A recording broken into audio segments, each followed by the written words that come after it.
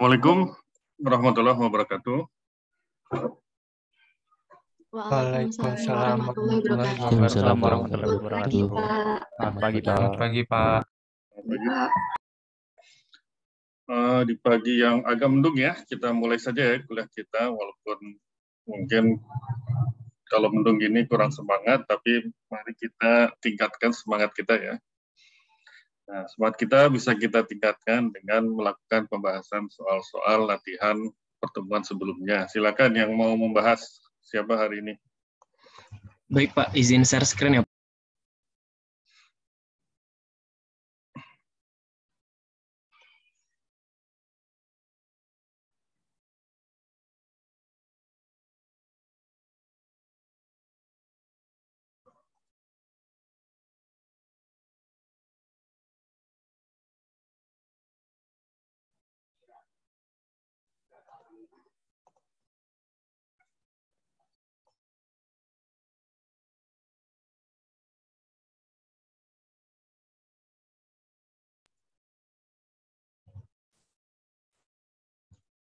Baik, apakah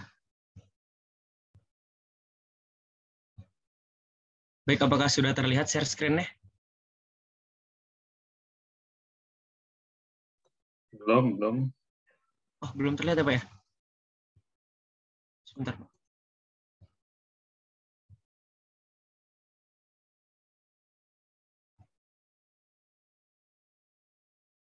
Baik, kalau begini apakah sudah terlihat, Pak? Oke, sudah.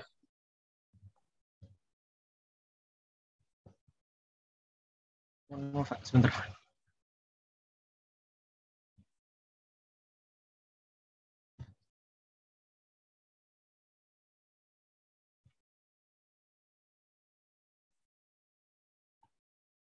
Sebentar, Pak.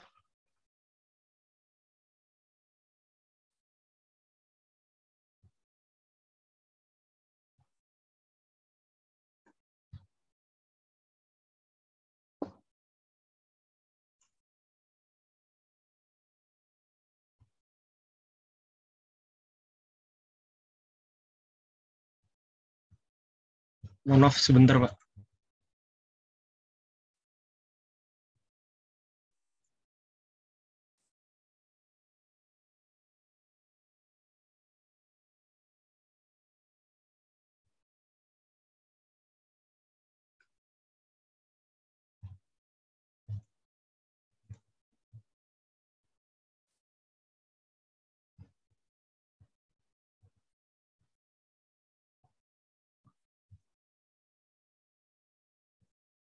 Oke, share.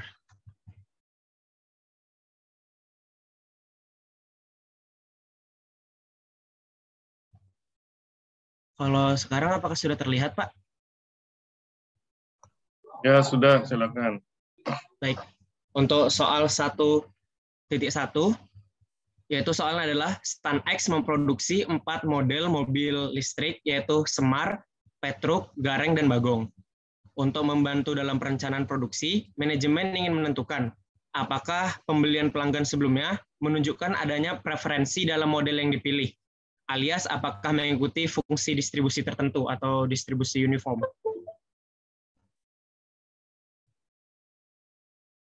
Dan terdapat data jumlah mobil yang terjual dari masing-masing model untuk 100 penjualan selama 2 tahun terakhir disajikan pada tabel di bawah ini. Yaitu untuk model Semar terdapat 30 penjualan, Petruk 20 penjualan, Gareng 35 penjualan, dan Bagong 15 penjualan. Jadi saya akan menjawab soal yang bagian 1.1 ini, yang kemudian nanti yang soal berikutnya, yang bagian 2 akan dilanjutkan oleh teman saya. Jadi tadi pertanyaannya adalah, apakah pembelian pelanggan sebelumnya menunjukkan adanya preferensi dalam model yang dipilih, ataukah mengikuti fungsi distribusi tertentu? Pertama kita tentukan dulu H0 dan H1-nya.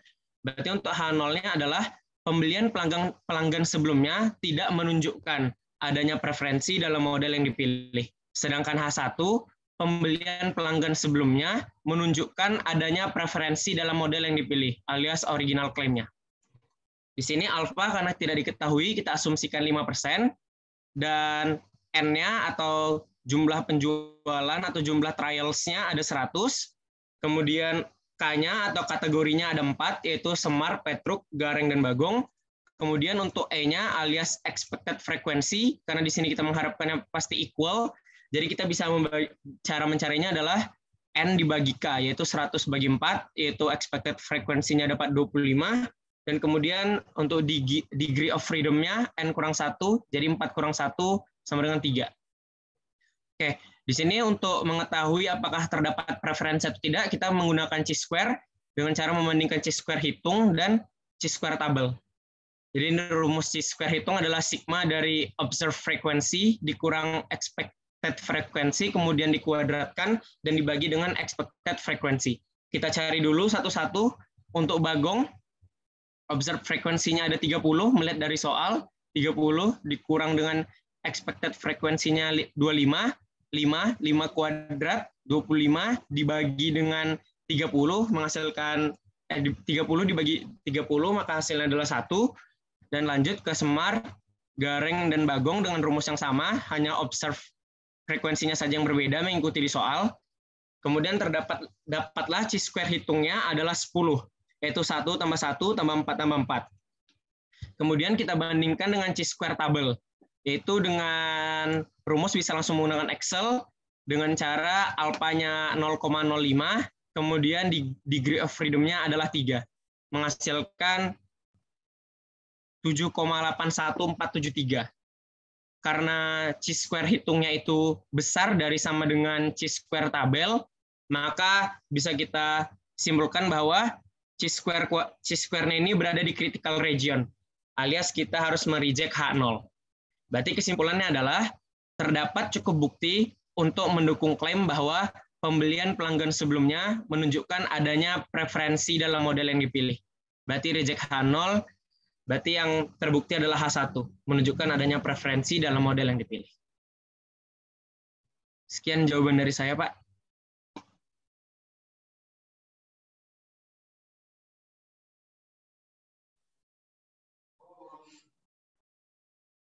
Oke, jadi yang ini namanya uji apa?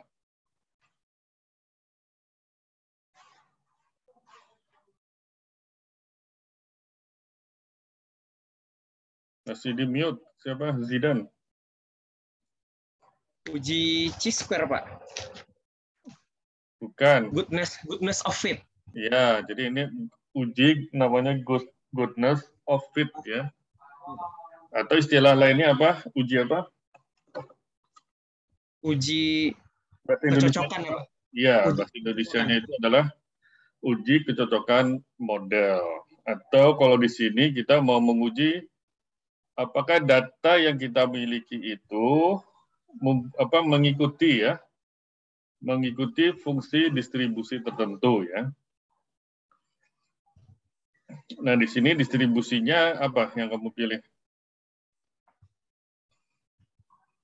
Itu distribusi apa tadi? Karena chi-square, Pak. Enggak, ininya apa? Distribusi datanya uniform ya, uniform distribution ya. Makanya digunakan apanya ekspektasinya itu N dibagi dengan K ya. Iya, Pak. Ya, jadi karena asumsinya uniform distribution, maka ekspektasinya adalah N dibagi dengan K. Oke, kemudian setelah kita menghitung ekspektasi, maka kita hitung chi-square-nya ya, pakai rumus yang ada di gambar ini, yang ada di layar ya.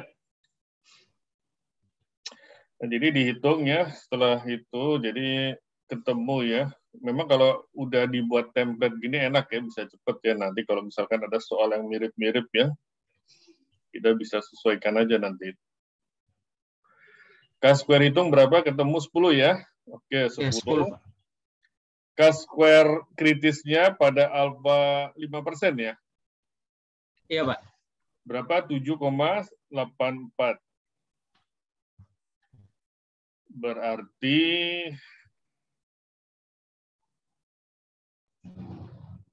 apa ini, Mbak? Reject H0. H0-nya apa? H0-nya itu tadi tidak terdapat preferensi, Pak.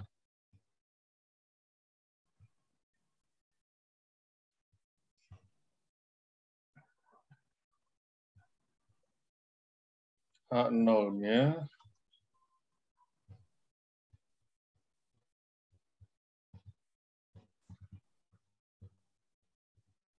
pemilik pelanggan sulit tidak menunjukkan adanya preferensi.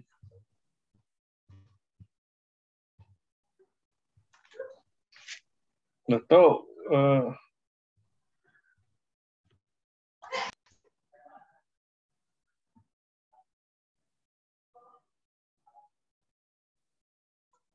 secara matematis gimana ininya?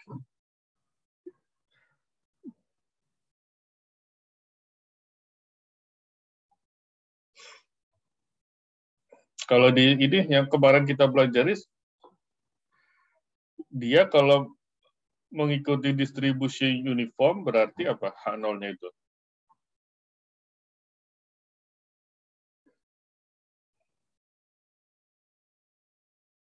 Kalau ini kan H0 secara umum ya, secara bahasa umum ya. Kalau secara ininya statistika matematiknya gimana? P1 sama dengan P2 itu ya, Pak ya? Ya, P1 sama dengan P2 ya. Iya, Pak. Ya, jadi matematis ya, bagusnya dua-duanya ya. P1 sama dengan P2 sama dengan P3. Nah, hal satunya berarti at least ya, at least paling sedikit ya, ada satu yang tidak sama. Jadi kalau proporsi 1 sama dengan proporsi 2 dan seterusnya berarti pelanggan tidak punya preferensi kan terhadap model yang dipilih. Jadi sama aja model Semar, Petruk, Garing, Bagong itu sama aja kalau proporsinya sama ya. Nah, ini kita uji kan, benar nggak sih pelanggan itu tidak punya preferensi terhadap model ya. Ternyata kesimpulannya dengan uji goodness of fit ya, itu dia kesimpulannya adalah reject ya, reject H0, yaitu dengan dibuktikannya chi-square hitungnya lebih besar daripada chi-square kritis, atau p-value-nya berapa? P-value-nya 0,01 ya. Kurang dari alfa. Ya, oke ya, kurang. Ini pakai cara hitungnya pakai apa nih? Pakai Excel juga, Pak. Rumus Excel yang ini. Oke ya, rumus Excel ya. Oke. Jadi ketemu ya 0,01857. Jadi H0-nya bisa kita reject, berarti kesimpulannya adalah bahwa memang pelanggan punya preferensi yang berbeda ya terhadap model-model yang ada ya, Semar, Petruk, Garing, dan Bagong. Oke, oke betul ya. Terima kasih siapa? Zidan ya. Ya, baik, Pak. Terima kasih, Pak. Saya izin stop share.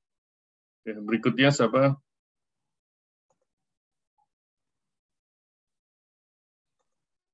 Pak.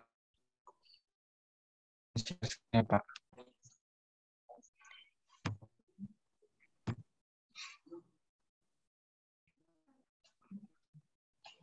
Sudah terlihat, Pak.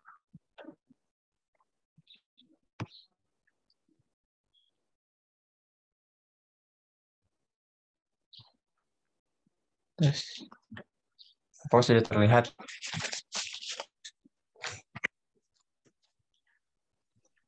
Belum ya, belum terlihat ini. Oke, sudah. Ya, bentar, Pak. Beres.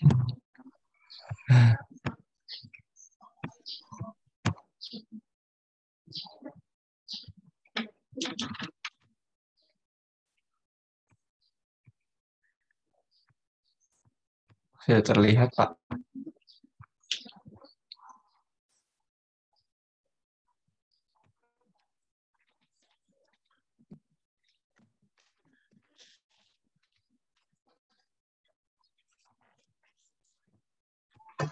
Silakan siapa? Angga ya, silakan lanjut.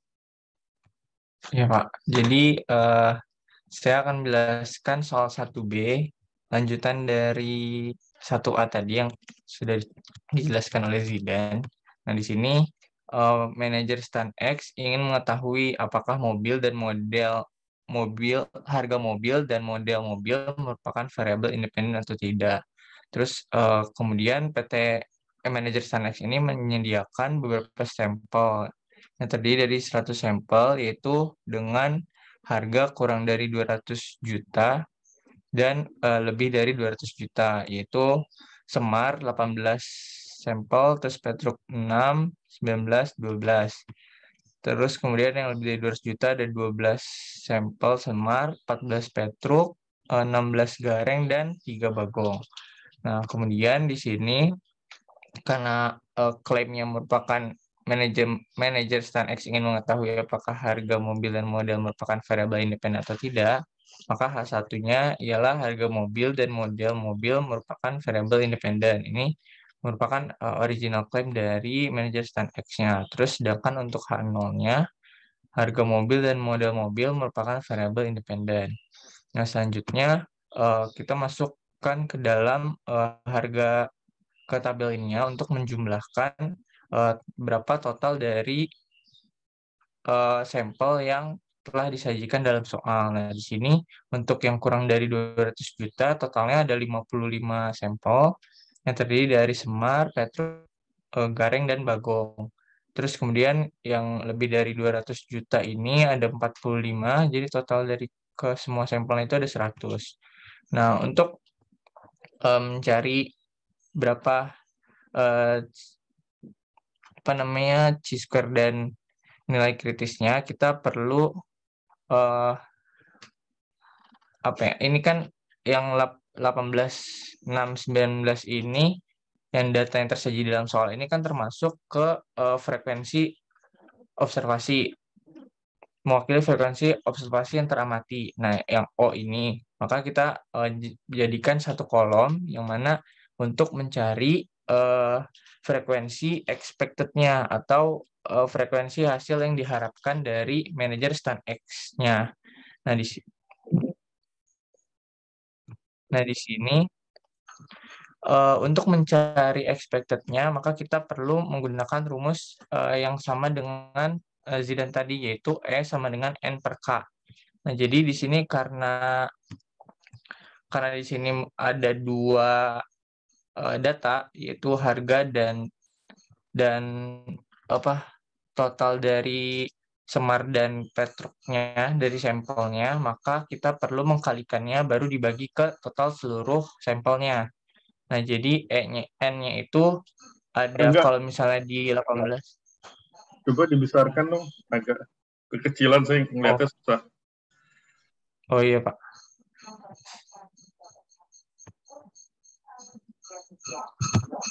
Sebentar, Pak.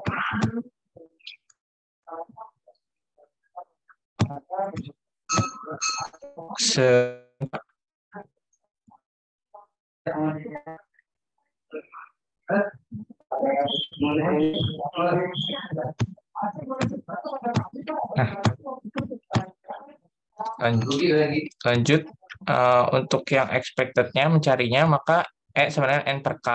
Nah, N-nya itu N-nya itu di sini ada dua sampel, ada 30 dan 55. 30 ini dari total Semarnya dan 55 ini merupakan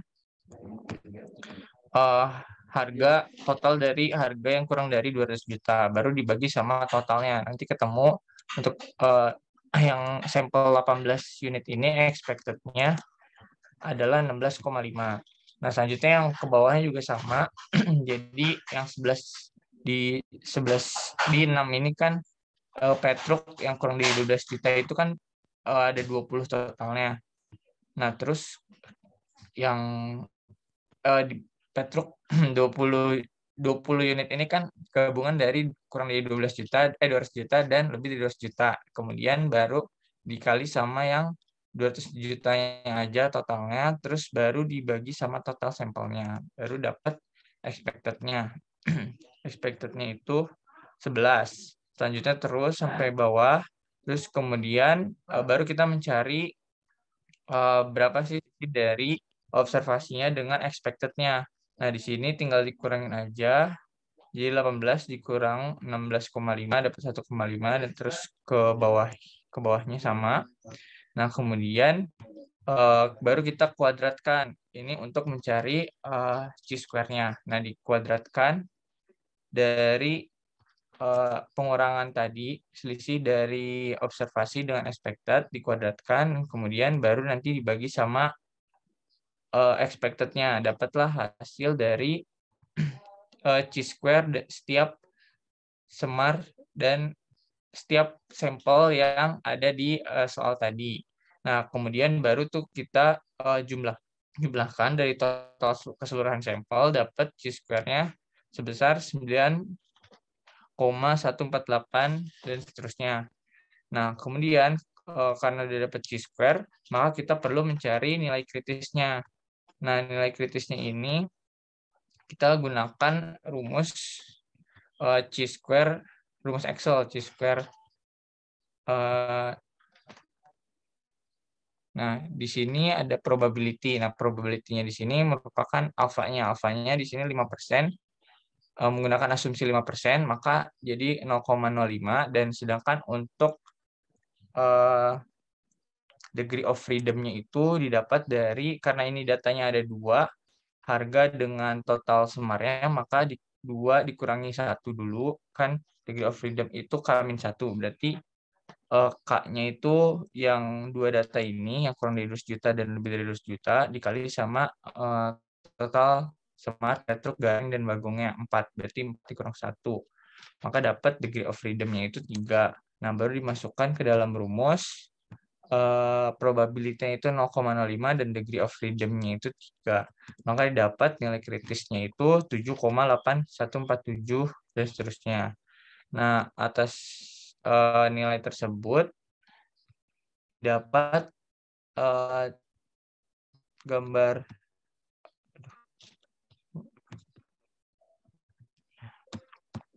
gambarnya ini merupakan masuk ke dalam critical region karena nilai hitung lebih besar dari nilai krisis. Maka dari itu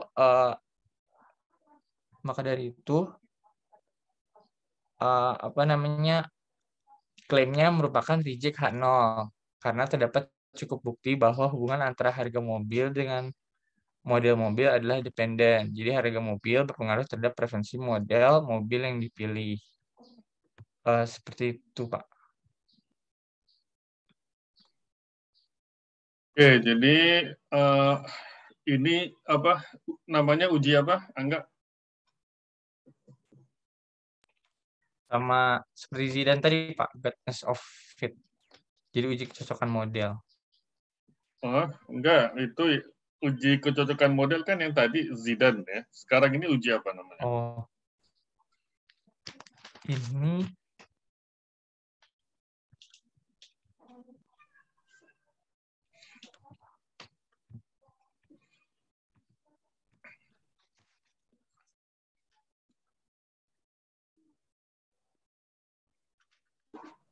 uji frekuensi independensi ya, Pak. Ya, uji independensi ya, independent test. Di soal kan itu ya, soal ada. Jadi ini uji uji independen ya, uji apa? Test of independent lah. Susah kalau bahasa Indonesianya, uji independensi. Nah, dalam uji independensi, H0-nya apa? H0-nya ini, Secara Pak, umum. harga mobil dan model. Kalau saat ini kan dari soal ya. Secara umum apa? Uji independensi itu H0-nya.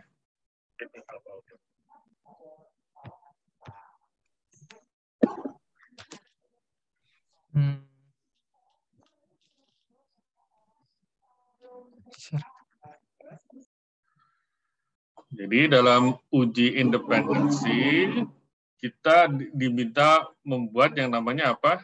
Tabel apa? Tabel independen, Pak. Nah, yang kamu buat itu tuh di sel A21 sampai F2 berapa tuh? F24 ya. Itu namanya tabel apa? Tabel independen bukan Pak? Tabel kontingensi ya. Jadi jangan lupa pelajaran yang kemarin ya. Jadi yang kamu buat itu namanya tabel kontingensi. Nah, dalam tabel kontingensi itu ada baris kolom ya. Nah, yang di baris itu variabel apa namanya yang di baris? Kalau dilihat dari soal ini variabel apa?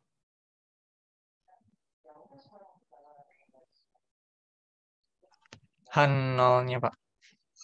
Bukan yang di ini, coba yang baris berapa tuh? Baris 22, 23 itu variabel apa?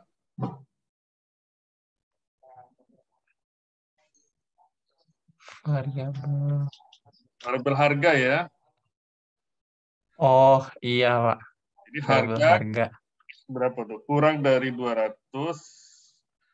dan lebih dari 200. Nah, dan lebih kolom 200 juta. Nah, yang kolom itu adalah variabel apa? Variabel model ya. Model apa? Semar, Petuk, Gareng, Bagong. Nah, jadi dalam contingency table dikaitkan dengan uji independen, H0-nya itu adalah variabel baris independen terhadap variabel kolom. Ya. Jadi variabel baris dengan variabel kolom itu independen. Atau kalau di kasus soal ini, harga mobil itu adalah variabel baris kan, dengan model mobil, variabel kolom itu independen. Ya. Itu H0-nya, berarti H1-nya dependen ya, atau tidak independen. Nah, setelah dihitung-hitung ya, dengan di mana rumus ekspektasinya apa rumusnya? Dalam kasus ini, cara menghitung ekspektasinya.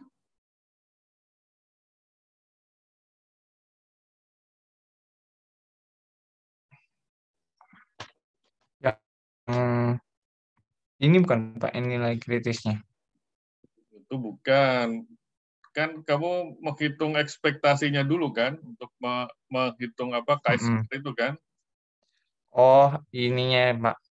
E-nya, huruf E-nya di mana rumusnya? N per K. Bukan dong, kalau Ya. N per K itu N per K bukan Pak.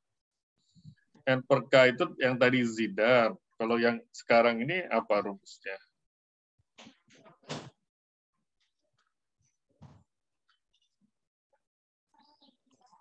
N kali P ya. Rumusnya apa? Coba lihat di ini, di Excel-nya tuh apa? Kolom row total kali kolom total dibagi grand total kan rumusnya kan? Oh iya Pak. Row total Dan iya dibagi grand total. row total kali kolom total dibagi grand total. Nah, ini sebetulnya sudah dibuat template kan, ini kan tinggal masukin aja kan.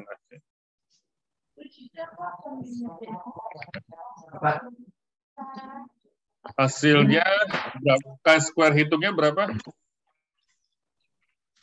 9 ya.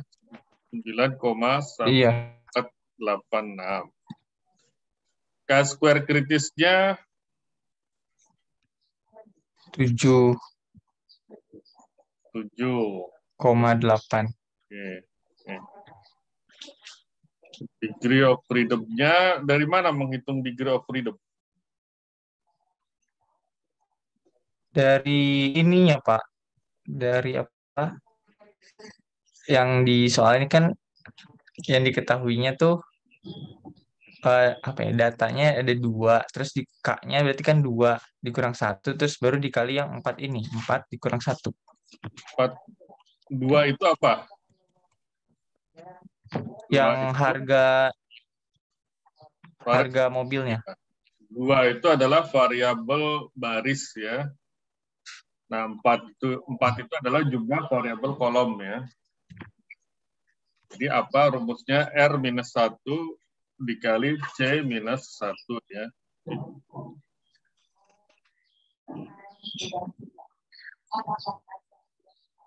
Oke, kesimpulannya apa, Angga? Reject H0, Pak.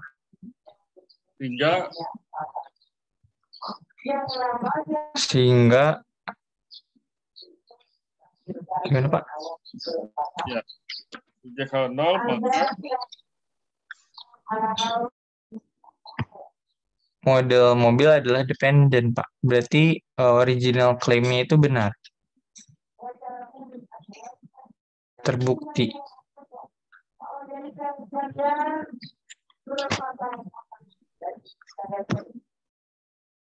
klaimnya apa klaimnya? Saya nggak kelihatan.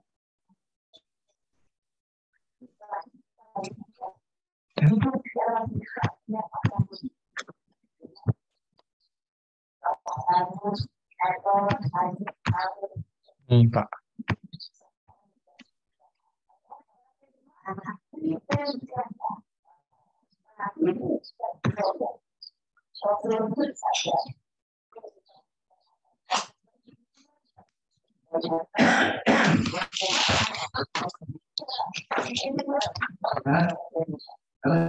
Ya, saya kira cukup ya, siapa enggak ya? Terima kasih ya. Baik, Pak. Terima kasih, Pak. Izin stop share ya, Pak. Berikutnya siapa? Saya, Pak, izin share screen.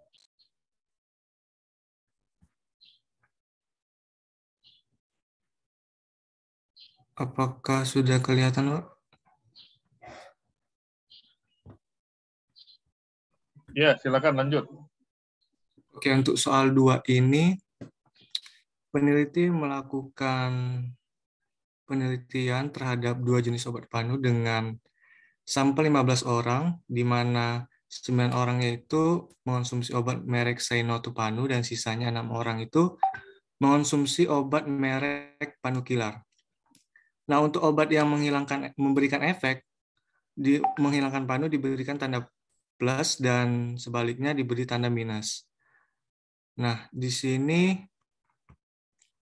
saya sudah merangkum dari tabel ini, di mana untuk Senopanu efeknya yang tetap itu ada 2, dan yang turun itu ada 7, sedangkan Panukilar 5, dan yang turun itu ada 1. Nah, untuk soal 2 ini menggunakan tabel kontinuasi 2x2, di mana frekuensinya itu di bawah 5, berarti menggunakan uji Fisher. Nah, uji Fisher ini menggunakan p-value dengan perhitungan faktorial, di mana faktorialnya itu total baris dibagi grand total sama ini, sampelnya itu 2 faktorial, 5 faktorial, 7 faktorial, sama 1 faktorial. Nah, didapat hasilnya itu 0,033. Nah, di sini saya mengasumsikan alfanya itu 0,5. Karena p-value-nya lebih kecil, maka reject H0. Berarti jenis obat ini berpengaruh terhadap hilangnya panu. Sebenarnya juga bisa dicari pakai ini, tabel kontingensi uji impedensi tadi. Di sini kita lihat bahwa E-nya itu memang kurang dari 5. Nah, di sini saya sudah hitung, sehingga chi-square-nya itu 5,4, sedangkan critical value-nya menggunakan bantuan Excel dengan degree of freedom 1, karena kan tabel kontingensinya itu 2x2, dengan alpha 0,5. Karena chi-square-nya itu berada di area critical value-nya, maka itu reject H0. Berarti jenis obatnya itu berpengaruh terhadap hilangnya panu. Terima kasih.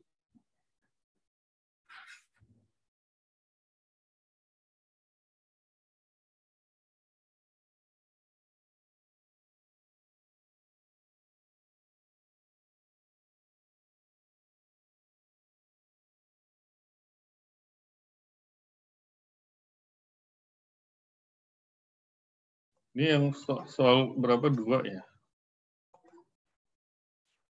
Soal 2.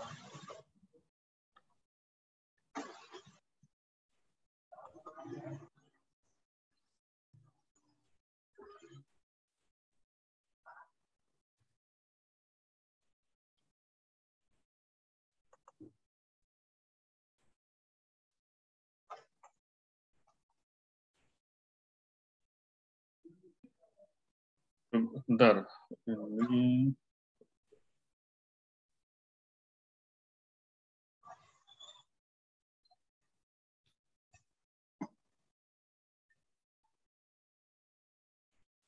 yang kolom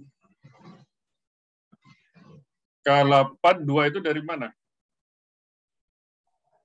Ini Pak, untuk senopanu itu efek yang tetap itu yang tidak menghilangkan panu itu ada 2 Pak. Ini yang sampel 2 sama yang sampel 5. Jadi untuk senopanu itu efek yang tetap itu ada 2.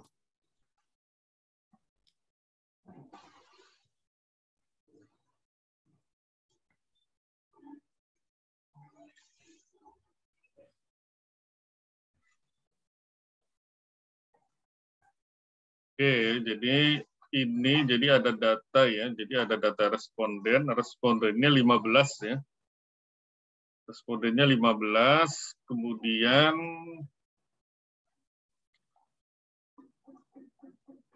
kalau panunya hilang ya atau turun itu efeknya plus ya. Kalau tetap berarti minus ya. Jadi ada dua obat ya. Oke, jadi dari data yang dibuat dari data soal itu kan ada di sel berapa? Sel A10 ya. Sel A10 sampai dengan H23 ya.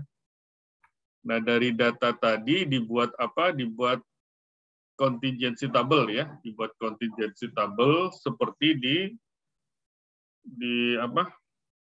Sel berapa? Sel J berapa? J7 sampai dengan M5 berapa? M10 ya. J7 sampai dengan M10. Itu adalah contingency table.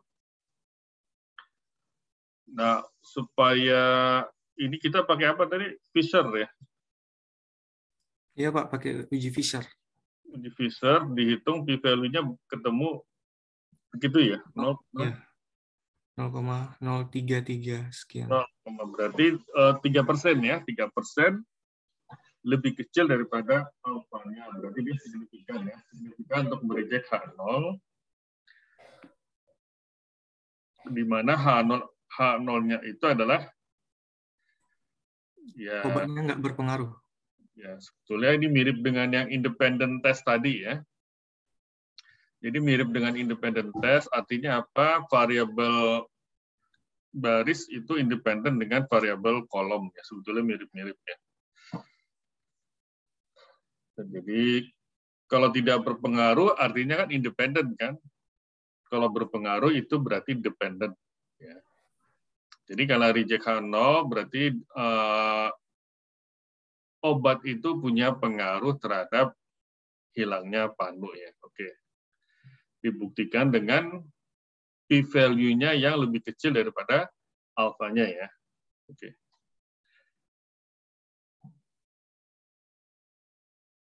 Betul ya? Kalau pakai uji independen sama kali hasilnya ya.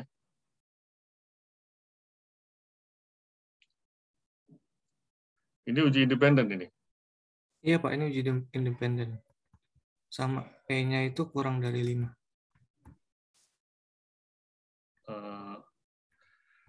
K-square-nya 5, Chi-square hitungnya 5,4, Chi-square kritisnya 3,8 ya. Berarti ya karena jadi karena lebih besar ya, Chi-square hitungnya lebih besar daripada Chi-square kritisnya, maka signifikan ya untuk menolak H0.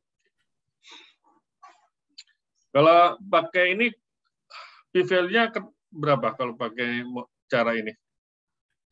Ini kan pakai Fisher ya, kalau pakai Fisher exact test itu p-value-nya 0,03. Kalau pakai ini ketahuan nggak p-value-nya? Rumus p-value. Iya, yang kan 5,4. Gini apa rumus p-value? Saya agak lupa. Itu yang kemarin saya bagi itu di grup. Bentar. Degree of freedom-nya berapa tadi? Degree of freedom-nya itu 1, Pak. Karena ya tabelnya itu 2x2.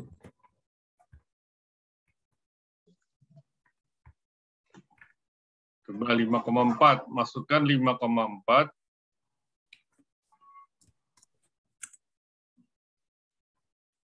Nah, 0,02 ya. Iya, Pak. Upper ya. Upper maksudnya right ya, right tail ya, upper itu. Berarti 2% ya. P-value-nya 2% ya, artinya signifikan menolak H0 ya. Jadi kalau pakai Fisher exact test dia dapatnya 3% ya. Kalau pakai cara independent test ketemu P-value-nya 2% ya.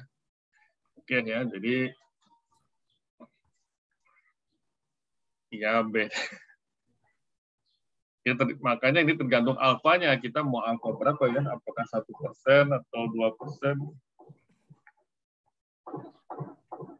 Oke, jadi kalau alfanya 5%, kesimpulannya sama ya, antara Fisher exact test dengan independent test. Oke, terima kasih, saya Priyaman ya. Ya, izin stop share, Pak.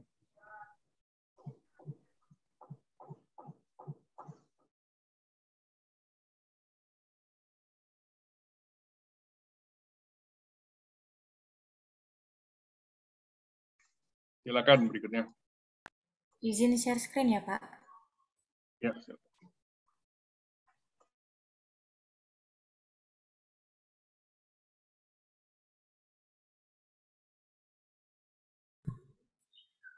Untuk soal 3, soalnya ada peneliti mengambil sampel 22 orang laki-laki dewasa, kemudian diukur berat badannya.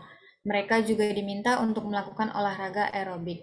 Data diambil sebelum atau pre-exercise dan sesudah atau post. Mereka berolahraga aerobik. Peneliti ingin mengetahui apakah terdapat perbedaan atau perubahan berat badan setelah olahraga aerobik.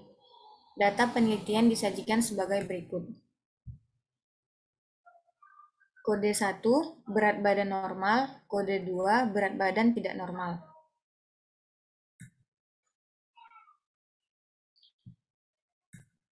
Diminta membuat tabel kontingensi 2x2 dengan hitungan frekuensi dari pasangan yang cocok atau match pairs, dan uji apakah olahraga aerobik berpengaruh terhadap berat badan. Yang pertama, H0 secara umumnya itu baris tidak punya pengaruh ke kolom. Secara spesifik untuk soal ini, H0-nya adalah olahraga aerobik tidak berpengaruh terhadap perubahan berat badan.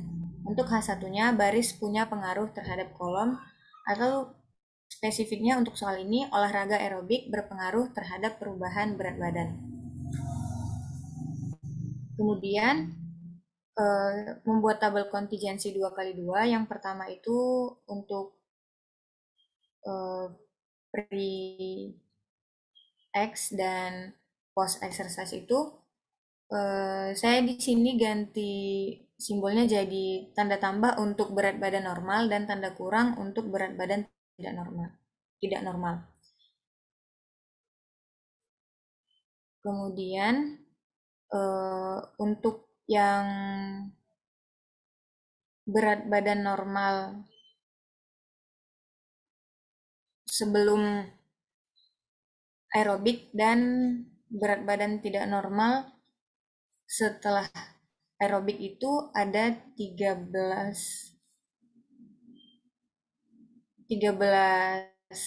jumlahnya ada 13. Itu yang di sini saya tidak memberi warna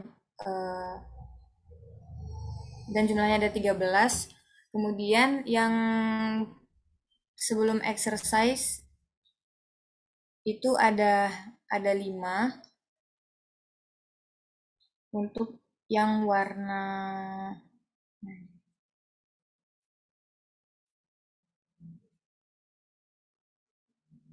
untuk yang berat badan tidak normal sebelum dan sesudah aerobik itu jumlahnya ada 5. Kemudian untuk yang berat badan normal sebelum dan sesudah aerobik itu jumlah datanya ada 2. Kemudian yang sebelum exercise berat badan tidak normal kemudian menjadi normal itu datanya ada 2. Totalnya ada 15 dan 7 dan 18 dengan 4. Kemudian yang pertama, kemudian mencari chi-square hitung, rumusnya B dikurang C dikurang 1 kuadrat per B ditambah C. B-nya itu 13, C-nya 2 dikurang 1 kuadrat per 13 ditambah 2, hasilnya 100 per 15, jadi chi-square hitungnya itu 6,667. Kemudian degree of freedom-nya itu baris dikurang 1 dikali kolom dikurang 1, 2 kurang 1 dikali 2 kurang 1, jadi degree of freedom-nya 1. Asumsi menggunakan derajat kepercayaan 95% dan tingkat signifikasi 5%, maka setelah dibandingkan nilai X chi-square hitung di atas dengan nilai chi-square pada tabel dengan alpha 0,05 dan degree of freedom-nya itu 1, perolehan nilai chi-square pada tabel sebesar 3,83 dan chi-square hitungnya 6,667. Nah, jadi kesimpulannya jika chi-square hitung lebih besar daripada chi-square tabel, H0 ditolak. Dan jika chi-square hitung lebih kecil daripada chi-square tabel, maka H0 diterima. Pada soal ini keputusannya karena chi-square hitung lebih besar daripada chi-square tabel, maka H0 ditolak. Artinya terdapat perbedaan berat badan antara sebelum dan sesudah olahraga. Dengan tarif uji 5% dan dengan menggunakan data yang tersedia, dapat disimpulkan bahwa terdapat cukup bukti yang menunjukkan bahwa olahraga aerobik berpengaruh terhadap berat badan.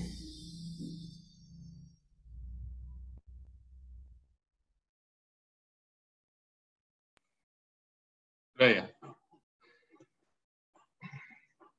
Coba siapa Miftah ya, Miftah. Ini kan kita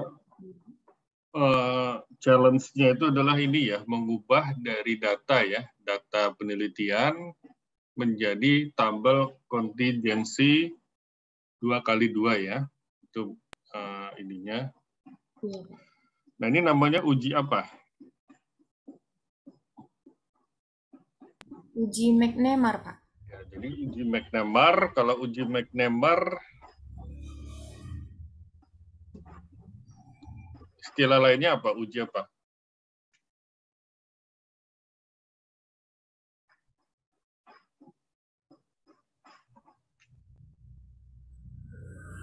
Ini bukan uji homogenitas ya? Uji homogenitas bukan ya?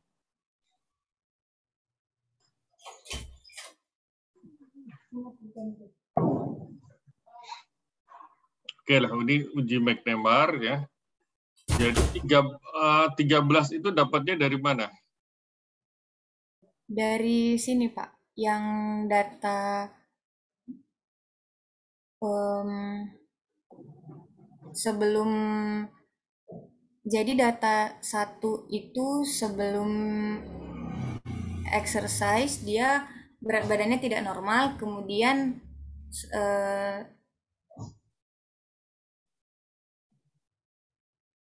setelah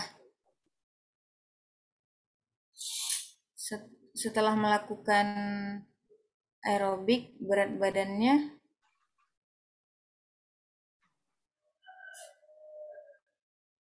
menjadi tidak normal.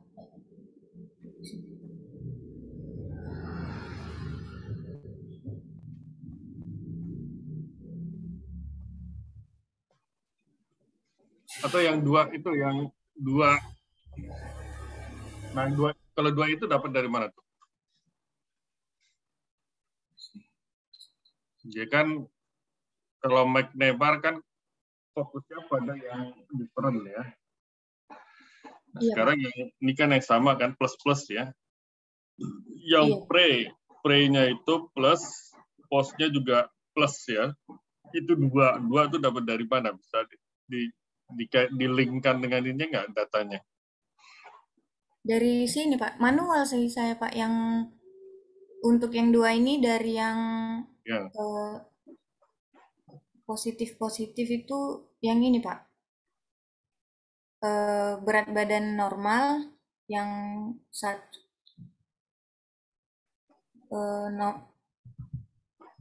ini Pak, yang ini sama satu lagi yang ini. Iya, jadi satu artinya sama ya. Iya, Jadi Pak. pre-exercise, post-exercise itu sama. Jadi yang sama ada berapa? 2 ya. Oke. Iya, Pak. Terus kalau yang 2 berbeda itu dari mana? Kalau 2 berbeda kan berarti yang satunya minus, yang satunya plus kan? Iya, Pak. Itu dari sini, Pak. Iya, berapa? 21 ya, itu sama ini ya. Oke. Iya, Pak. Oke ya, jadi itu cara mencarinya ya, dari data kemudian kita konversi ke tabel kontingensi 2x2. Nah, kalau sudah dibuatkan tabel kontingensi 2x2, berarti tinggal menghitung chi-square hitung dengan rumus McNamara ya. Di sini McNamara fokus pada B dan C. Kenapa? Karena B itu sama C itu plus minus ya. Tidak plus, tidak minus. Oke, jadi B-nya berapa? 13, C-nya 2, diselisihkan, kemudian diabsolutkan, kemudian dikurangi 1, dikuadratkan, dibagi 13 plus 2. Ketemu berapa? Chi-square hitungnya? 6,667, Pak. Mana? Coba lihat 6. Oh ya. 6,667 ya. Oke, jadi kalau tabel kontingensi 2x2, maka degree of freedom-nya sama dengan 1 ya. Chi-square kritisnya ketemu berapa? 3,3 ya? 3,84, Pak. Dibuatkan jadi 3,84, Pak. Ya, 3,84. Berarti H0-nya ditolak ya. Iya. Berarti kesimpulannya ada perbedaan ya. Iya. Antara berat badan sebelum dan sesudah olahraga, atau dengan kata lain, olahraga aerobik itu berpengaruh terhadap perubahan berat badan. Oke ya, benar ya. Jadi begitu ya cara kita mengerjakan soalnya pakai McNamara ya. Iya. Oke, terima kasih Miftah. Izin stop share ya, Pak. Iya. Terima kasih, Pak.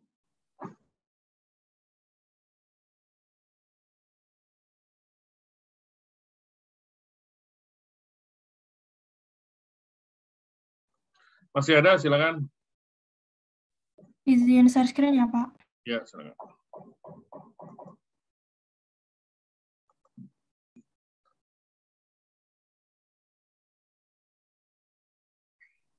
Apakah sudah terlihat, Pak?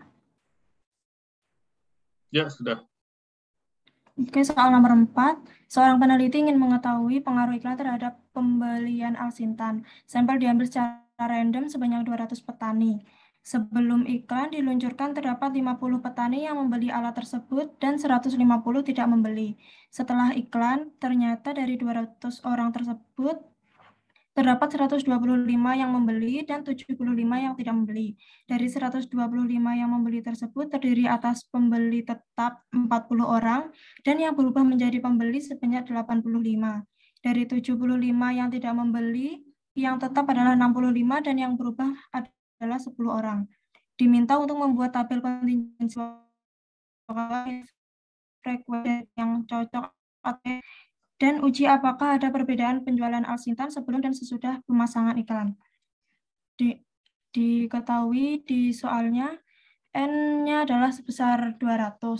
Dengan H0 tidak terdapat perbedaan penjualan sebelum dan sesudah pemasangan iklan, dan H1-nya terdapat perbedaan penjualan sebelum dan sesudah pemasangan iklan. Berikut tabel kontingensi 2x2-nya. Untuk yang awalnya membeli sebanyak 40, lalu yang membeli lalu berubah menjadi tidak membeli sebanyak 10, lalu yang awalnya tidak membeli menjadi membeli sebanyak 85, dan yang tetap tidak membeli adalah sebesar 65. Lalu kita menghitung C-square-nya dengan rumus absolut B min C dikurangi 1 kuadrat dibagi B plus C, di mana B dan C-nya itu merupakan diskordan atau yang melakukan perubahan setelah pengaruh iklan, di mana B-nya adalah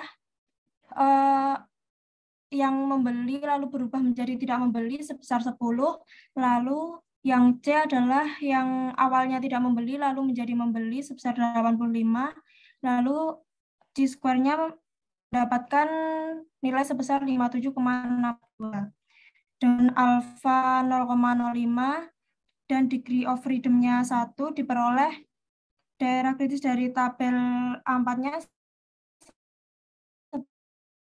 840.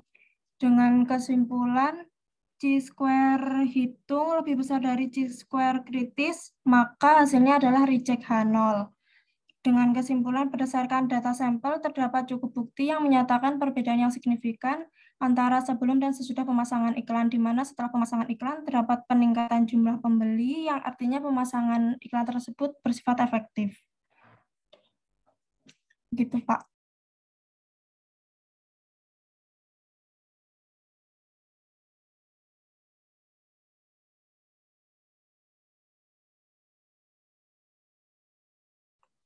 Ini bentar ke atas deh.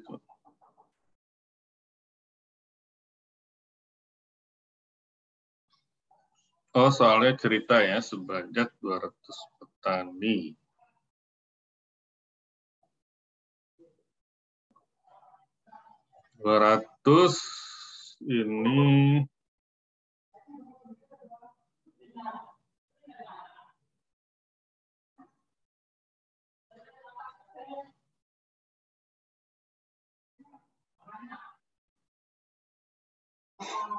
Ini grand totalnya 200 enggak, Azalia?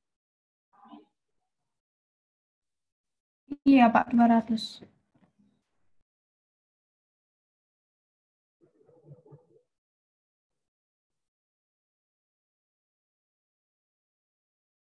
Iya, 40 tambah 10. 40 ditambah 10 tambah 85 tambah 65 sampai dengan 200, Pak. Oke. 85 tambah 65 itu berapa sih? 160 ya? 150. Oh, 150 ya? Oh iya, 150. Terus dari 125 yang membeli tetap 80. Dan yang berubah menjadi pembeli sebanyak 85.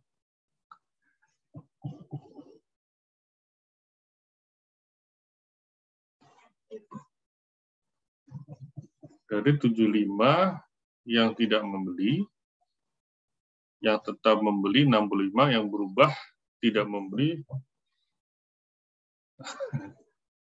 Bisa dijelaskan siapa?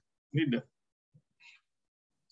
jumlahnya? Jadi dari 125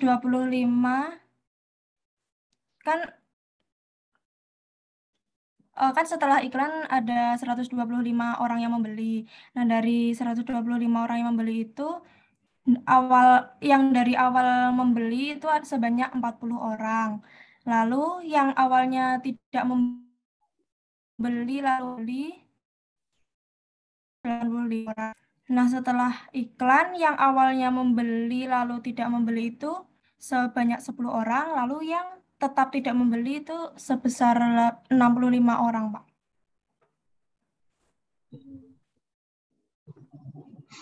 Oh, ini ada mungkin ya. Jadi yang mana? Yang baris itu yang setelah ya?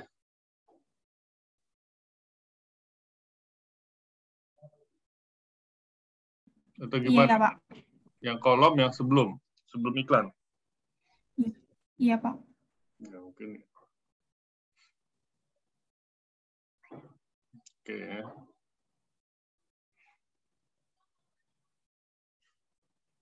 Pembeli tetap 40 orang. Jadi pembeli tetap 40 orang. Artinya apa? Iklan itu tidak berpengaruh ya, 40. Oke. Yang berubah menjadi pembeli berarti sebelumnya tidak membeli. Oh, berarti yang kolom itu setelah iklan ya, yang baris sebelum iklan. 85 orang. Dari 75 yang tidak membeli, ya, yang dari 75 yang tidak membeli, yang tidak.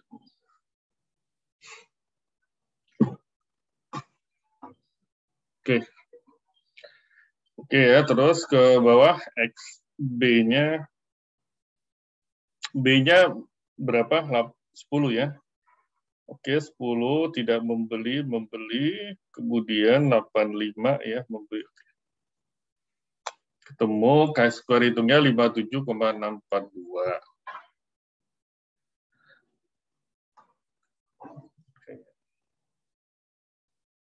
Ya.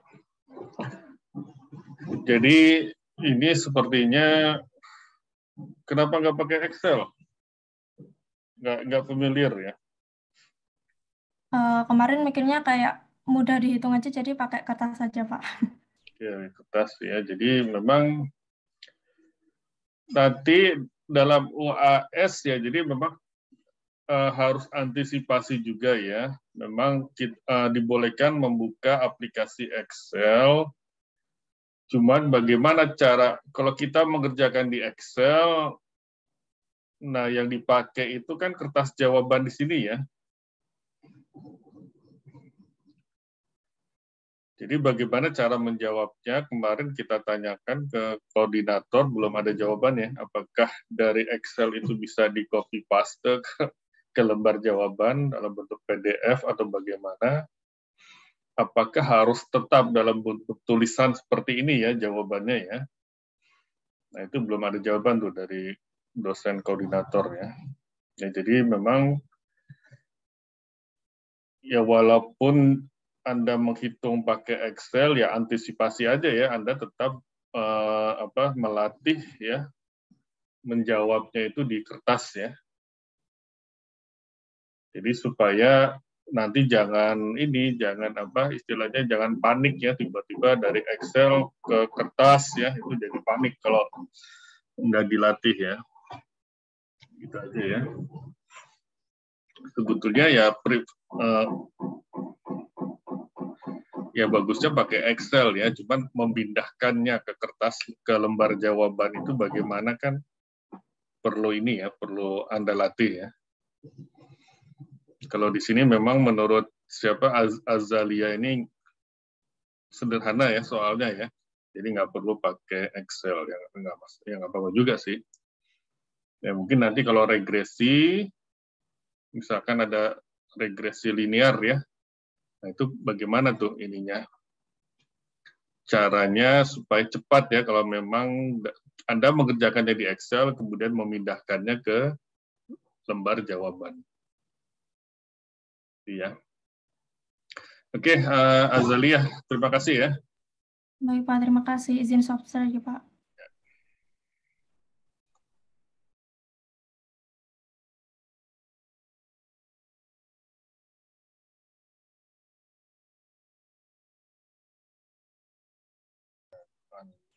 Oke, kita lanjutkan ya. Kita lanjutkan pertemuan terakhir ya. Ini kan pertemuan terakhir, pertemuan ke-14 itu ternyata masih ada materi ya. Materinya itu namanya ANOVA. ANOVA kepanjangannya Analysis of Varian ya. Kemudian satu lagi namanya uji komparasi berganda.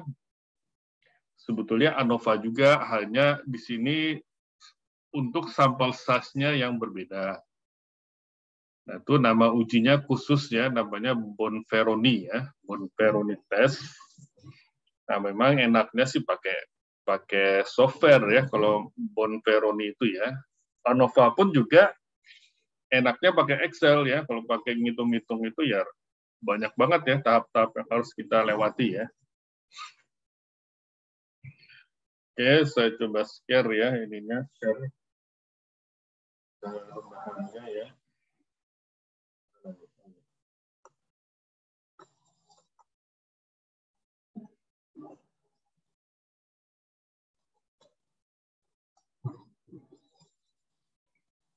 Bonferroni ya, kalau istilah ininya uji komparasi.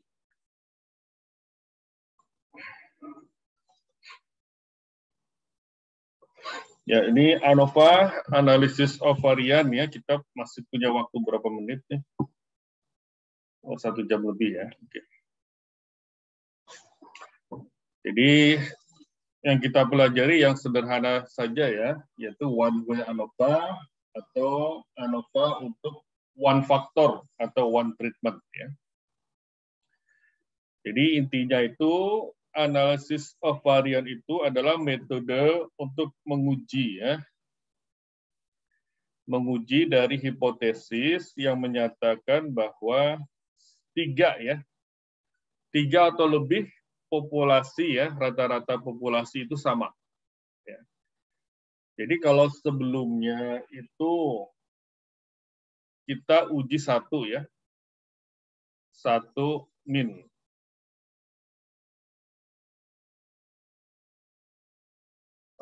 Bentar. Ya. Jadi di awal-awal ya kita belajar menguji ini nih apa? 1 population mean. Kemudian setelah itu kita belajar menguji 2 population mean. Nah, sekarang lebih dari 3 ya. Bagaimana cara mengujinya? Yang ini nih. Ya. Bagaimana cara mengujinya? Ya. Kalau ini kan kita mengujinya pakai apa? Pakai Z-score ya. Pakai Z-score atau pakai student T ya. Pakai student T. Nah, bisa juga sih kita menguji 3 atau lebih population means ya dengan menggunakan Z-score atau student T distribution. Hanya tahapannya banyak sekali. Nah, daripada repot-repot banyak tahapan, maka kita sederhanakan dengan yang namanya analysis of varian. Ya, jadi variansnya yang kita analisis. Ya. Jadi perhatikan sekali lagi, yang kita uji adalah population mean, ya. walaupun namanya analysis of varian. Tapi kita mengujinya adalah rata-rata 3 atau lebih populasi. Nah, ini adalah H0-nya, di mana mu1 sama dengan mu2 sampai dengan mu-K. Kemudian H1-nya itu adalah at least one mean is different.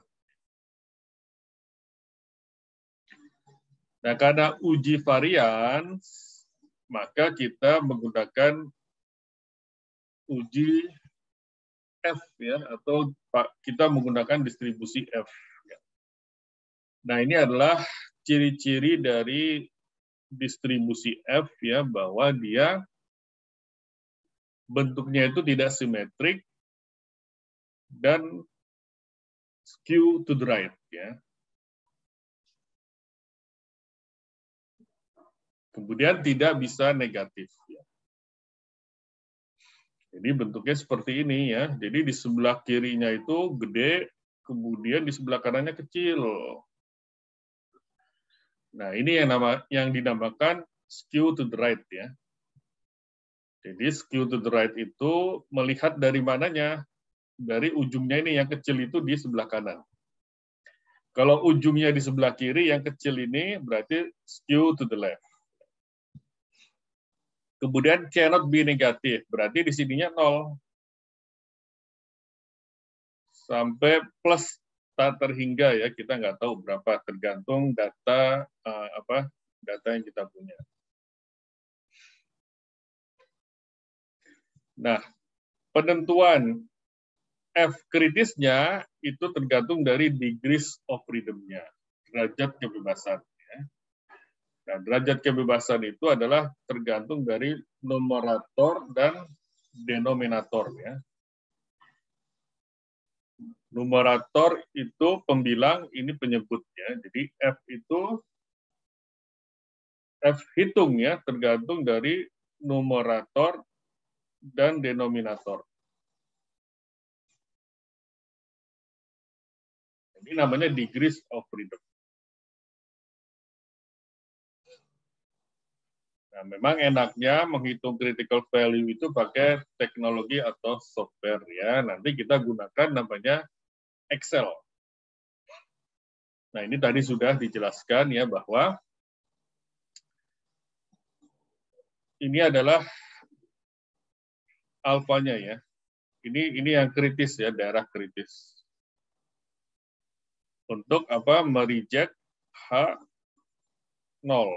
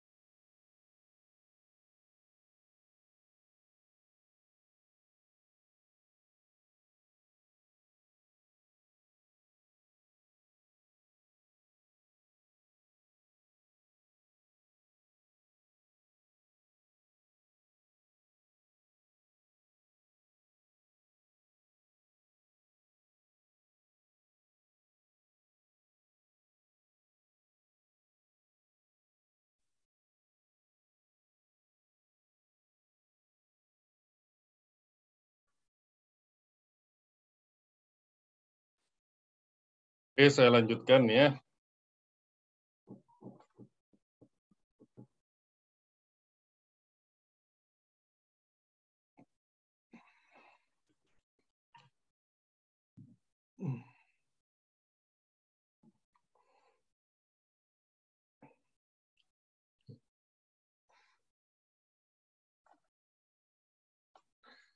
Jadi sekali lagi ya, analisis of variance-nya itu masih yang one factor ya, atau one treatment. Ya. Nanti yang dimaksud dengan one treatment atau one factor itu adalah karakteristik ya, yang membuat kita bisa membedakan ya antara satu populasi dengan populasi yang lain. Itu yang namanya one treatment atau faktor ya. Nah, ini syarat-syaratnya ya, syarat-syaratnya.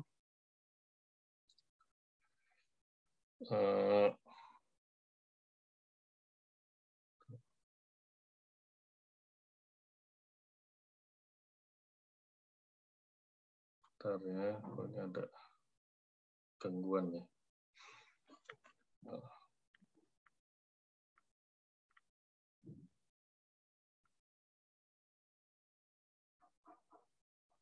Jadi ini syarat-syarat dari uji one way ANOVA itu adalah pertama populasi dari data yang kita punya itu mendekati normal ya, approximately normal distribusi. Jadi mendekati distribusi normal ya. Kemudian bahwa populasi itu punya varians yang sama ya. Maksudnya nggak sama persis, tapi mendekati lah, katakanlah begitu. Kemudian dari populasi itu kita ambil sampel ya, kita ambil sampelnya. Nah, pengambilan sampelnya itu minimal harus simple random sampling. Kemudian sampel tadi itu sifatnya adalah independen dari antara sampel itu adalah sifatnya independen. Kemudian different sample are from population that are categorized in only one way ya. Jadi dari sampel-sampel itu bisa kita kategorikan dengan satu cara. Oke. Nah, ini hipotesisnya tadi sudah ya, H0 itu mu1 sampai dengan mu2 sampai dengan mu3 sampai dengan berapa? Mu K. Ya. Oke, kalau pakai software tentu pekerjaan kita akan lebih mudah. Dengan software kita bisa melihat p-value-nya ya, sehingga kita bisa mengambil konklusi ya dari permasalahan yang kita hadapi ya. Oke, ini saya kira prosedurnya sudah paham ya. Nah, ini kita ambil contoh ya. Ini adalah contoh data ya. Data di mana data ini menunjukkan ini, chest itu dada, deceleration ya, deselerasi ya, atau deselerasi ya. Jadi ini pengukuran deselerasi dada dari yang namanya uji menabrakkan mobil ya. Jadi ini di dalam gambar itu ada boneka ya, bonekanya itu dimasukkan di dalam mobil, kemudian mobilnya ditabrakkan. Nah, ini diukur namanya chest deceleration measurement in G ya. In G ini saya nggak tahu apakah gram atau apa, saya nggak tahu ya. Nah, ini ketentuannya adalah ya, semakin kecil angka G-nya berarti trauma di dadanya itu makin ringan ya. Kemudian data-data ini dibagi dalam 3 populasi ya, yaitu populasi mobil kecil, populasi mobil medium, populasi mobil besar.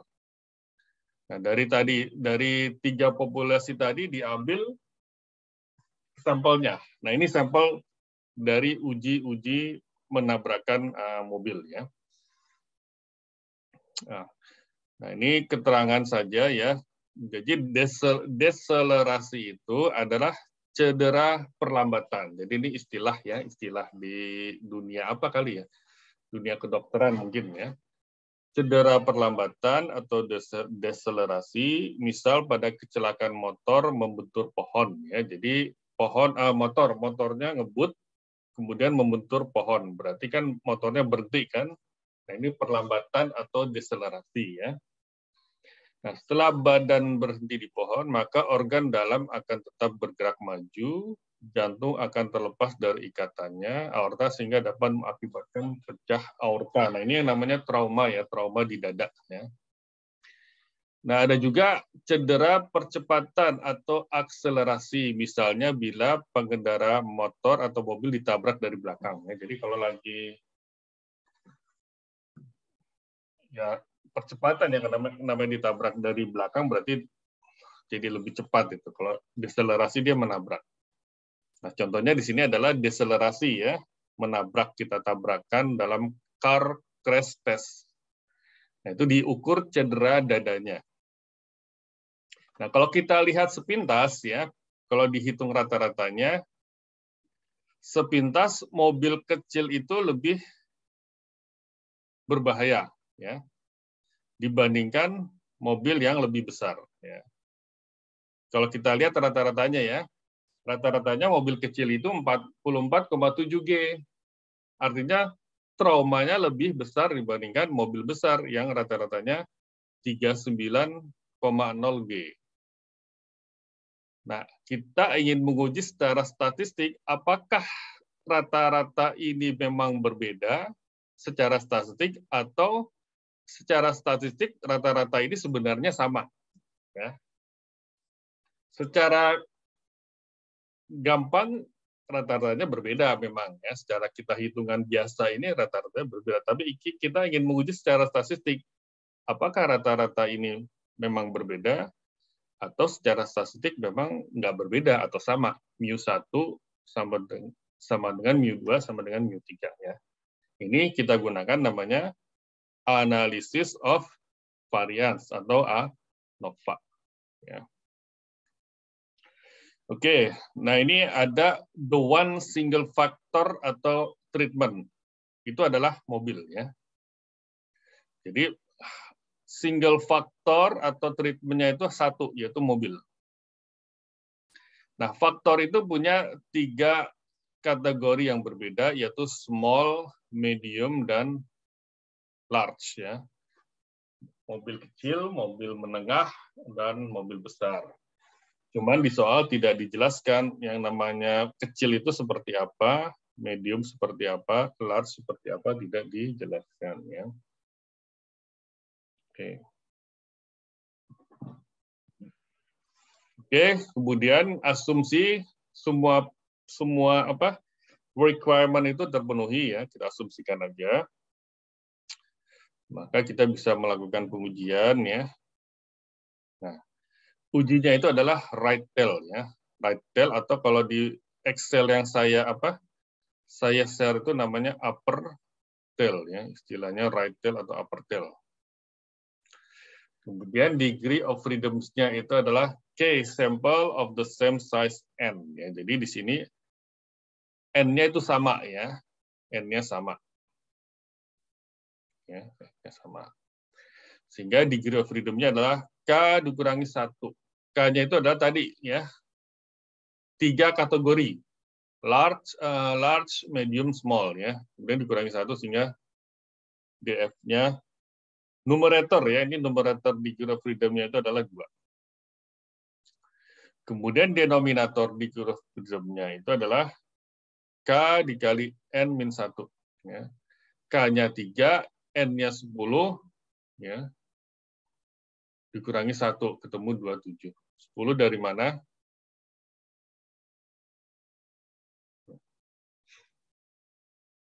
Ya, ini mana? Nah, ini ya. 1 2 3 4 5 6 7 8 9 10 ya. Ini N-nya sama dengan 10. Kok 0? 10 ya, maaf. Nah, ya. Oke ya, ketahuan ya, K-nya tadi sudah large, medium, small. Oke. Nah, critical value-nya itu adalah right tail, ya, right tail. Right tail atau upper tail, ya, sama aja. Di buku lain istilahnya upper tail. Yang ini nih, maksudnya yang ini ya. Yang di sini. Ya. Jadi kalau numeratornya DF-nya 2, denominator DF-nya 27, maka ketemu ya F ininya apa? F kritisnya itu adalah 3,54. Ya, ini. Ya, bisa pakai rumus ini, bisa juga ini untuk maaf, ini untuk mencari F-nya ya. Nah, ini untuk mencari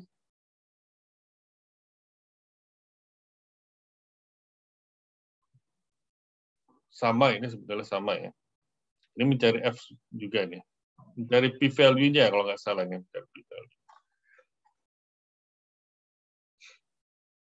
Nah, kalau pakai software langsung ketemu ya hasilnya ya. Nah, kalau pakai Excel seperti ini ya, jadi kita buatkan datanya ya. Ini kita buatkan datanya ini secara baris ya, secara baris. Jadi pilih data, kemudian pilih data analisis ya di sini. Kemudian muncul box ya. Data analisis, pilih ANOVA single factor. Ya, ANOVA single factor. Kemudian input range ya, input range. Nah, perhatikan di sini grup dikelompokkan berdasarkan apa? Di sini berdasarkan kolom, sesuai dengan yang ada di sini ya. Berdasarkan kolom. Kalau mau memunculkan label, berarti di sini juga kita apa istilahnya kita highlight ya atau kita block, kemudian ininya kita centang.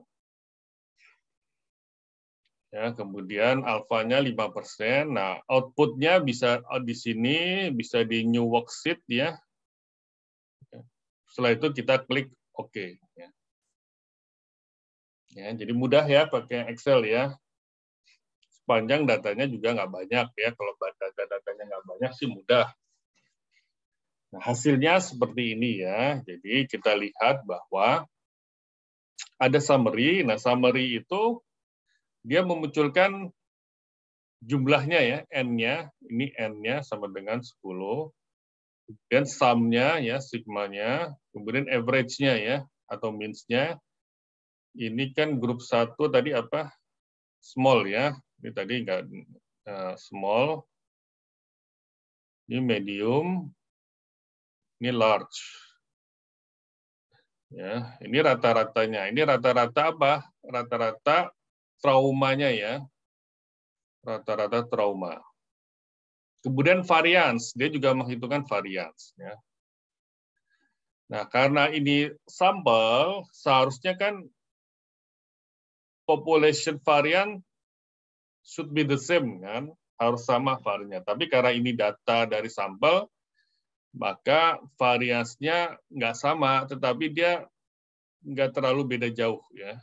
Jadi ini dikatakan memenuhi syarat. Nah, hasilnya apa? Hasilnya langsung aja kita ke sini. Ya. Ini berapa persen? Ini adalah 2,7%. Alfanya 5%. Berarti apa? Reject H0. H0-nya apa? Jangan lupa ya. Jadi kalau dalam setiap tes, Anda harus tahu itu H0-nya apa. H0-nya itu adalah mu1 sama dengan mu2 sama dengan mu3. Berarti kalau reject H0 berarti ada yang berbeda ya. Jadi ini kita tolak nih. Ini kita tolak.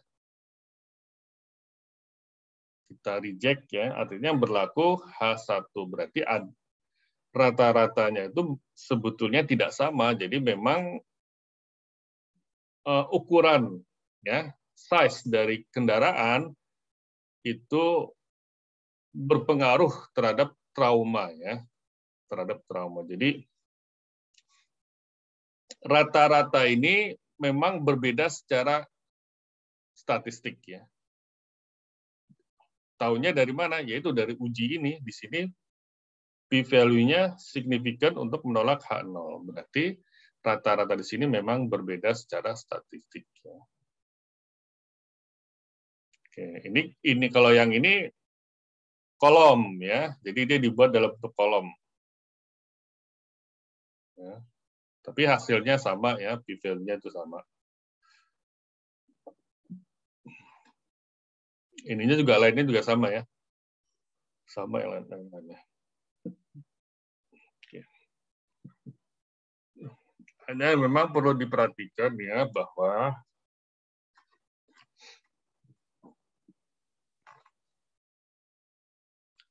walaupun uji ANOVA tadi mereject H0, tapi kita tidak bisa mengatakan bahwa mobil besar itu lebih aman ya dibandingkan mobil yang kecil ya, karena memang ini hanya uji crash test dummy ya. Jadi maka not formally ya. Tidak bisa hanya berdasarkan ANOVA, perlu uji-uji yang lain untuk mengatakan bahwa mobil besar itu lebih aman ya. Oke. Nah, itu dimaksud dengan uji ANOVA. Jadi sebetulnya kalau pakai Excel tadi ya jadi lebih sederhana ya cara mengambil kesimpulannya itu. Tapi kalau mau pakai hitung-hitungannya itu memang jadi agak repot ya. Nah, di F ini cara menghitungnya itu adalah dipengaruhi oleh variance ya. Variance between sample dan variance within sample. Between itu antara sampel, kalau within itu di dalam sampel itu sendiri ya. Jadi antar sampel punya variance, di dalam sampel, kalau tadi kan ada 3 sampel. Nah, antara 3 sampel tadi punya variance. Nah, di dalam sampel mobil kecil punya variance sendiri, di dalam sampel mobil menengah punya varians sendiri, di dalam sampel mobil besar juga punya varians sendiri. Ya. Nah, ini ya. Jadi ini contoh lain ya, contoh pengaruh minuman terhadap reaksi waktu ya. Jadi ini kalau ini air putih biasa, ini jus jeruk, ini kopi ya. Ini responden ya. Ini responden 1, responden 2, 3, 4, 5. Responden 1 dikasih minum, reaksi waktunya 10. Ini nggak jelas juga ya reaksi waktunya itu pengertiannya apa ya. Ya udahlah kita terima aja dulu. Kemudian dikasih jus jeruk reaksinya 11. Dikasih kopi reaksinya 12 ya. Atau mungkin reaksi melek kali ya. Saya juga nggak tahu. Responden 2, kalau dikasih air putih 12 reaksinya, kasih jus jeruk 14, kasih kopi 13, ya, dan seterusnya.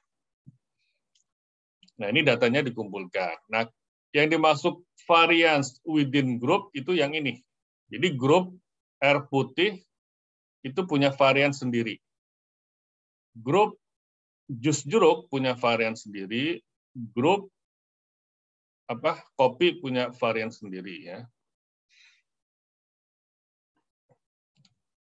Kemudian antar ini itu punya varians namanya variance between the group ya.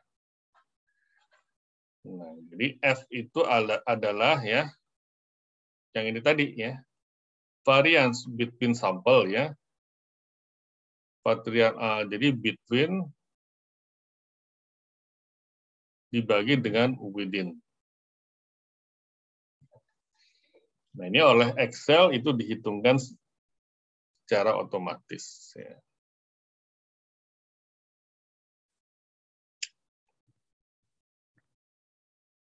Jadi ini ya, jadi Kalau variasi within groups-nya gede, ya, kalau ini besar, maka not significant. Ya, karena kan rumusnya gini kan, between dibagi within. Ya.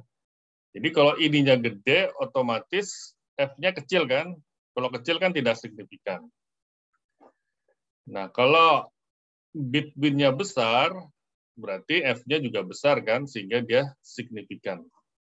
Itu maksudnya ya.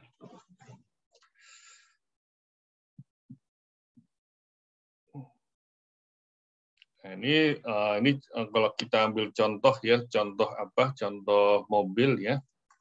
Ini seperti ini ya.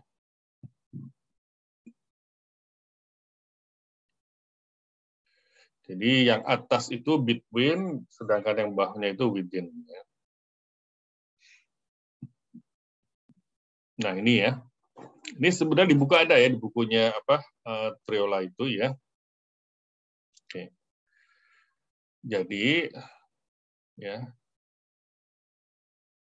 dengan mengubah ya, jadi ini sampel 1 ya, ini 7. Dari 7 kita ubah menjadi 17. Kemudian 3 jadi 13, 6 jadi 16, 6 jadi 16. Nah, perubahannya ada di mana? Perubahannya itu ada di F-nya. Kalau tadi F-nya kecil, dengan merubah between ya. Nah, kalau ini besar kan berarti between-nya besar kan? Sehingga F-nya juga menjadi besar. Nah, ini yang between nih. Ini between. Ya. Karena F hitungnya lebih besar, ya, otomatis p-value-nya jadi signifikan. Ya. Ya, jadi ini F hitungnya kecil banget nih, 0,1428. Sedangkan yang di sini F hitungnya besar, 5,1. Nah, kalau kita pakai p-value, yang di sini nggak signifikan, yang di sini signifikan. Signifikan untuk menolak H0. H0-nya bilangnya apa? H0-nya bilangnya mu1 sama dengan mu2 sama dengan mu3. Jelas di sini beda ya. Sampel ini kan sampelnya gede banget nih dibandingkan ini kan. Sehingga jelas H0-nya ditolak. Dibuktikan dengan p-value yang signifikan sekali. Ya. Ya, jadi sebetulnya dengan melihat data pun kita bisa menebak ya, oh berarti ini H0 ditolak atau tidak. Nah, ini memang ini adalah contoh ekstrim ya, contoh ekstrim bagaimana F hitung itu dipengaruhi oleh variance between ya, varian between sampel.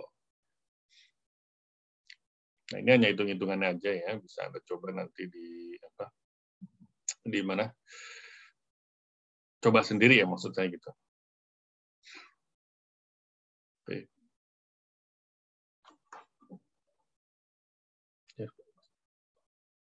Nah, ya. Sebetulnya Excel udah ngasih ya. Excel itu udah ngasih ya. Nah.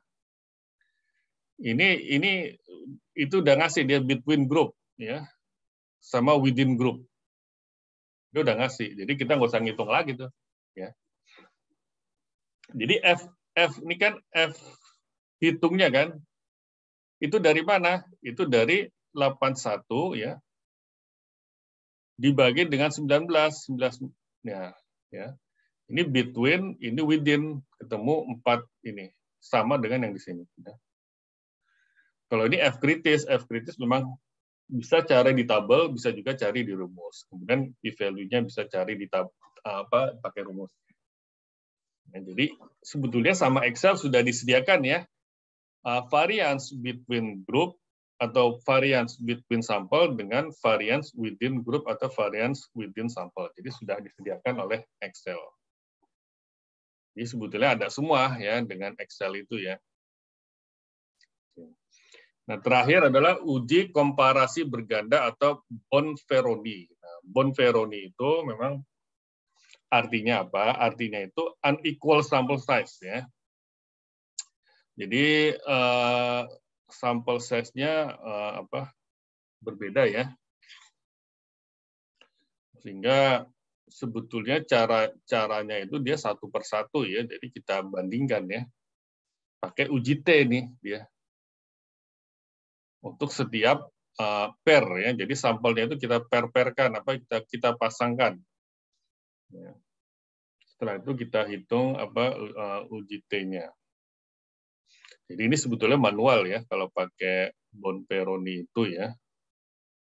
Jadi agak istilahnya kalau pakai manual itu memang repot ini tuh, stepnya banyak banget ya.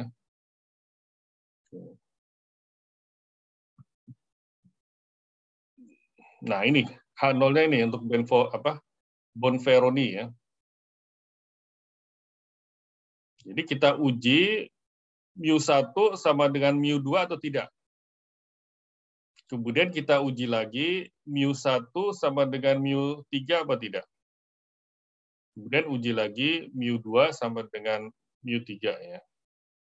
Kalau tadi kan kalau yang sama ya, yang sampel size-nya sama, kan tadi ujinya cukup kan?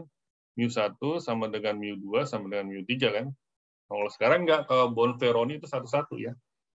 mu1 sama dengan mu2, mu1 sama dengan mu3, kemudian mu2 sama dengan mu3.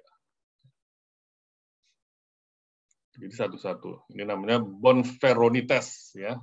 Requires ya separate test for each different possible pair of sample. Ya. Ini namanya Bonferroni. Ya. Satu-satu memang banyak ya. Jadi harus kenapa? Ya. Karena n-nya ada yang berbeda.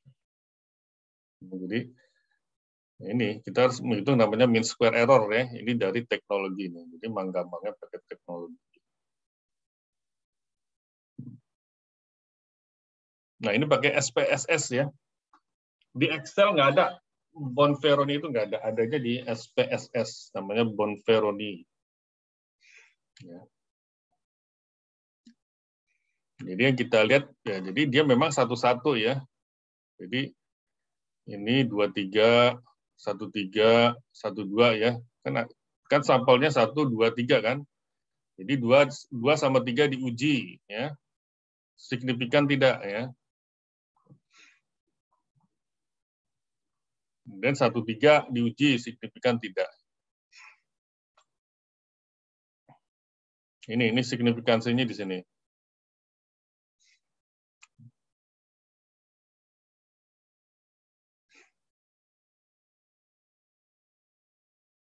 The display show that the mean for sample 1, small scar, is significantly different from mean for sample 3. Ya. Sampel 1 mana? Ya, jadi ini ya. Ini sampel 1, jadi sama sampel 2, sampel 1 sama sampel 3. Ya. Kalau ini signifikan ya. Ini signifikan. Ya, sampel 3 sama sampel 1 dia signifikan. Ya. Signifikan difference. Ya. Oke, jadi memang satu-satu ya. Jadi itu ya. Bonferroni ya. Bonferroni test ya. Oke, sampai sini ada pertanyaan, silakan. Izin bertanya, Pak. Jadi yang between variance itu tadi berarti selisih, misalkan nggak pakai Excel, dihitung manual gitu, berarti itu selisih dari tiap sampel gitu ya, Pak? Bentar ya.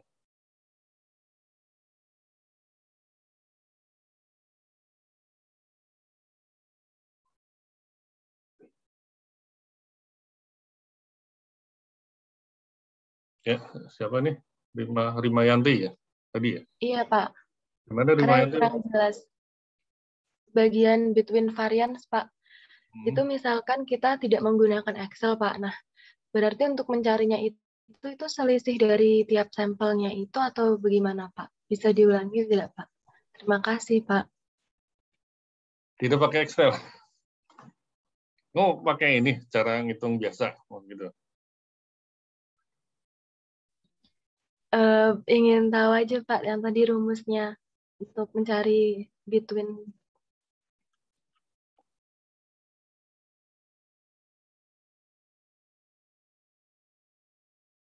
Bentar ya.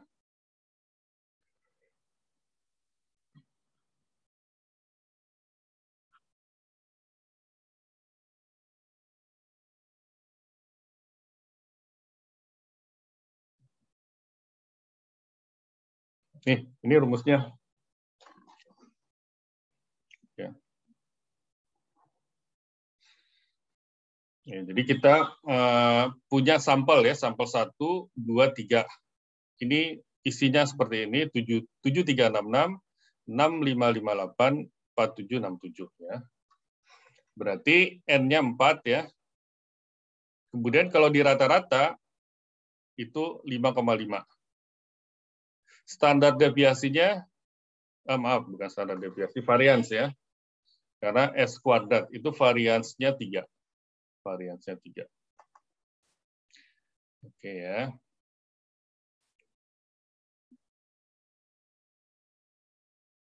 Yang ditanya ininya ya, between-nya ya. Iya, Pak. Ya, jadi ini 0,083 itu dari sini nih. Nah ini.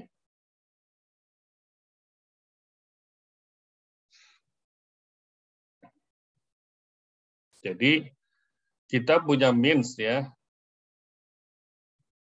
Nah, mana tadi means? Nah ini nih. Ini means 5,566.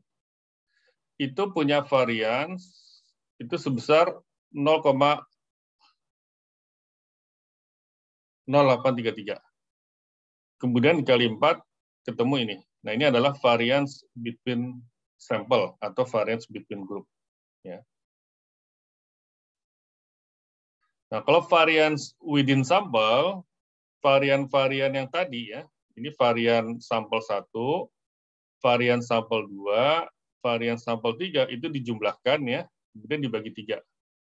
Nah, ini ketemu variance within sample. Ya. Bisa ya, Baik, siapa? Pak. Jelas, Pak. Jadi, Iya, Pak.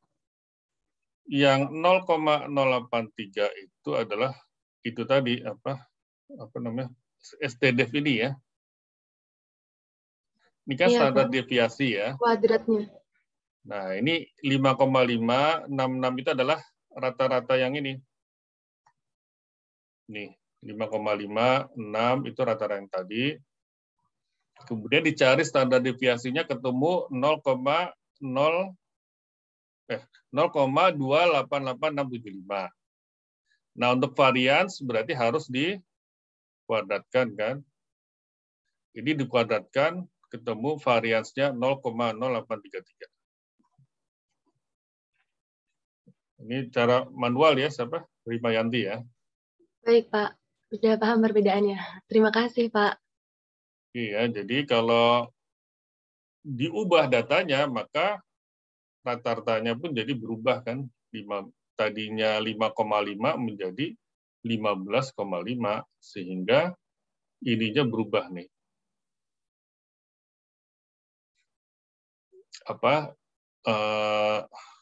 standar def ya, dari berapa? 15,5, 6 ya, kemudian dikuadratkan, itu sama dengan berapa?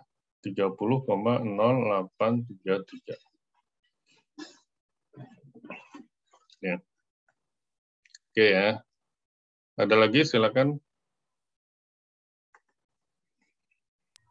Pak, izin bertanya. Ya, silakan Naomi ya. Silakan Naomi. Bonferroni tes tadi apakah hanya bisa dikerjakan melalui SPSS atau pakai Minitab juga bisa, Pak? Terima kasih, Pak. Minitab. Coba ya. Minitab.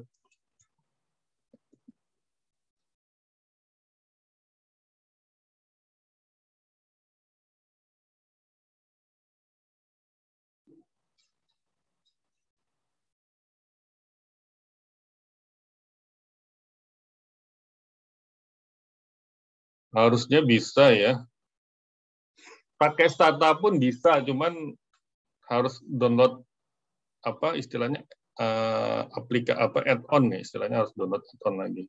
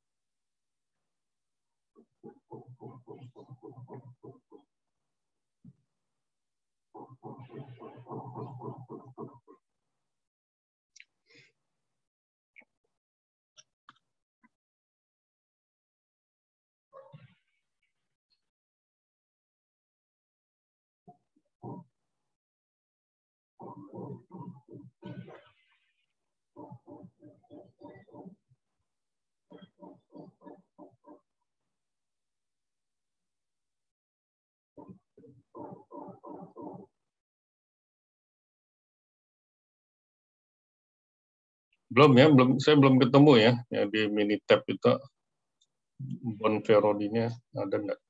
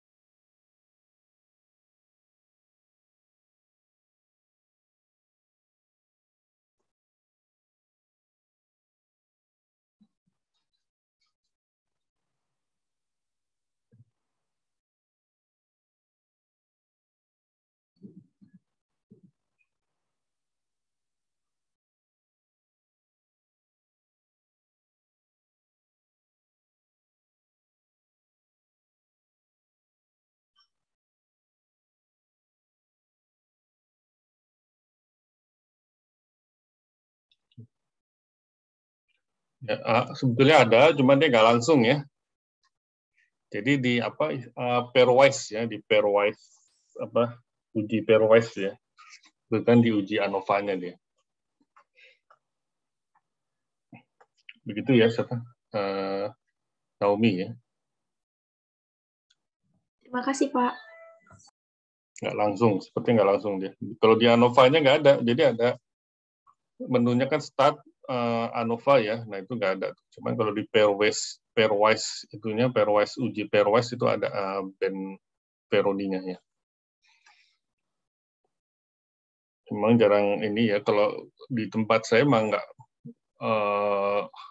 boleh dikatakan hampir nggak dipakai ya Bonferroni itu ya. Yang paling sering memang regresi kalau di tempat kami itu ya, paling sering. Oke, masih ada pertanyaan, silakan. Kalau nggak ada, kita cukupkan aja ya, biar kita bisa, karena udah nggak ada pertemuan lagi kan, pertemuan terakhir, berarti nggak ada PR lagi nih. Anda harus belajar mandiri ya, belajar mandiri, persiapan untuk